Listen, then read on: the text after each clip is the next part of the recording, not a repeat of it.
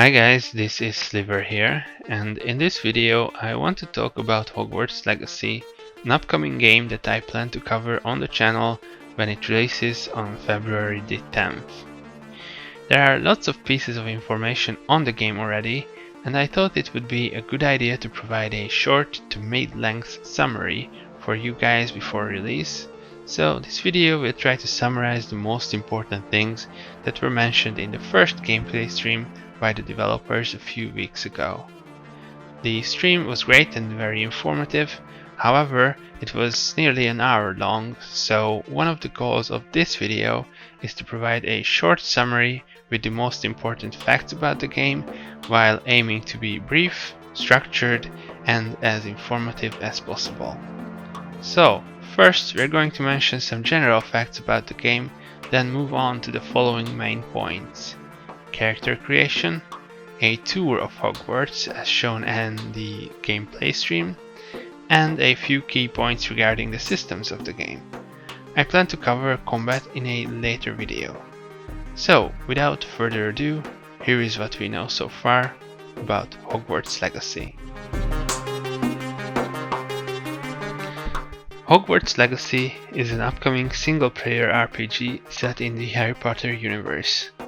It is currently being developed for 6 platforms: PS4 and 5, PC, Xbox Series X and S, Xbox One and Nintendo Switch, with a planned release date of February the 20th, 2023 for PS5, PC and Xbox Series X and S, April the 4th for PS4 and Xbox One, and July the 25th for the Switch. These dates have been pushed a few times now, so fingers crossed for them being actually final. The general premise of the game is that you play as a 5th year student of the school who just got transferred there, exploring the secrets of the castle for the first time, attending lessons and taking part in a larger story arc later on.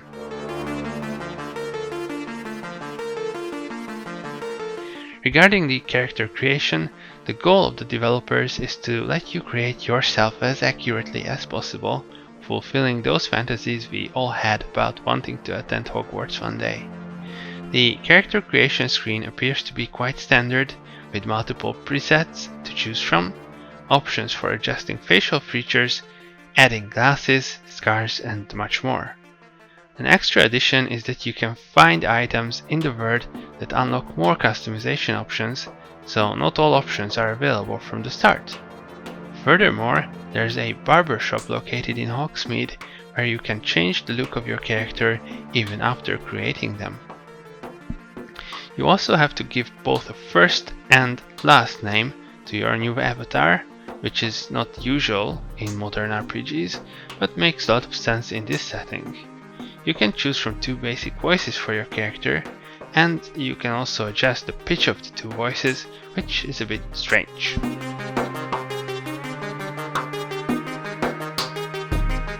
A large part of the gameplay stream was showing off different iconic places in Hogwarts that can be visited in-game.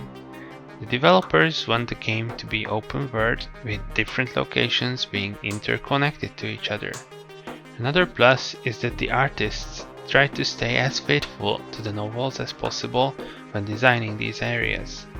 We were shown parts of the Hufflepuff common room, then the grand staircase, the hourglasses of the houses.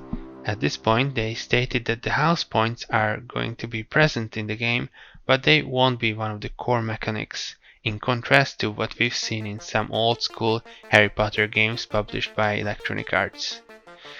They also showed the so-called Central Hall, which they described as a logistical hub with corridors leading to many other points of interest. Then we moved on to the Defense Against the Dark Arts building, which has a very unique look to it, and finally the DADA classroom, which might be very familiar from the movies. Although we didn't see it from the inside, the owlery was highlighted multiple times from the distance, and the developers emphasized that it too can be visited by players. The clock tower is also an iconic location returning from the films and books. Later on, they teased a few areas located on the castle grounds, such as the viaduct, the stone circle, and the lake next to Hogwarts Castle.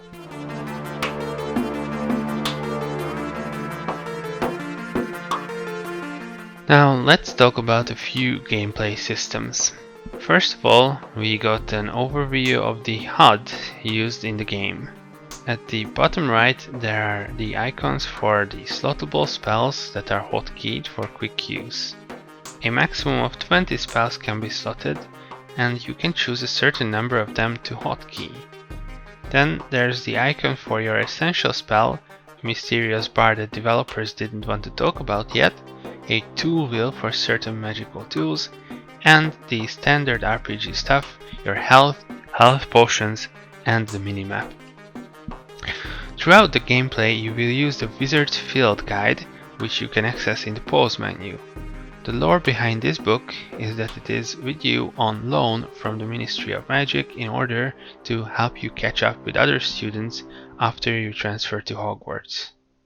In the field guide, you will find a list of different challenges, such as finding field guide pages throughout the school, challenges regarding combat, quests, exploration, and the Room of Requirement.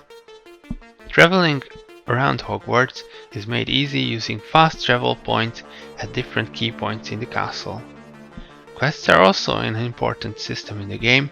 They seem to follow the basic quest systems you can usually find in different RPGs. You can talk to students and various NPCs, and they will sometimes give you tasks which, based on what we've seen so far, seem to be kind of mundane search and fetch quests. They also spoke about the fact that certain systems that fans might anticipate will not be playable. Gobstones and Wizard Chests, for example, will not be available as playable systems, however they will be present in the game for immersion. The game will feature a full day and night cycle complete with seasons. This looks to be a really exciting system, as the developers seem to have put a lot of energy into designing changes in the environment based on what time of day and time of year it is. Classes that you can and have to take fall into the same categories as quests in the game. Certain classes are essential for advancing the plot by teaching you spells you'll need on your adventures. There are also optional classes that are not part of the main narrative. Lastly, the Dueling Club is another major feature you'll experience in the game, and it will be the first instance and tutorial for magical combat. I plan to discuss the combat in a later video. Thank you so much for watching the video. If you are unfamiliar with my channel, I usually post videos about hidden secrets or hard to find details in RPG games.